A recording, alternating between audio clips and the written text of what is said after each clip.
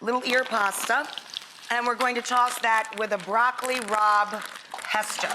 Little ears are perfect for this dish, but any shortcut pasta will do. So we've got our pasta cooking. For the sauce for that, we're gonna use a little white wine and lemon.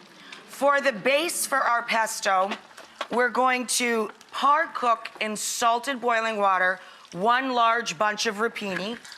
For the nuts for this, we make this in my family with Sicilian pistachios, because my mom is a little Sicilian lady.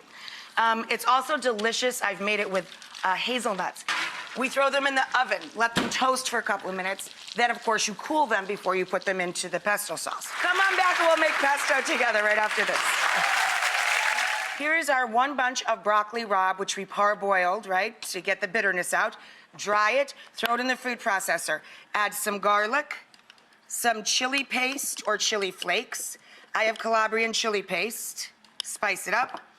Both pecorino and Parmigiano cheese. Our toasted pistachios go in. Pulse, pulse, pulse.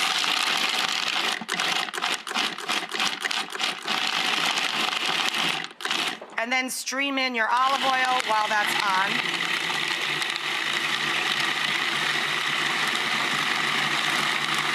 This is to marry the pasta to the sauce.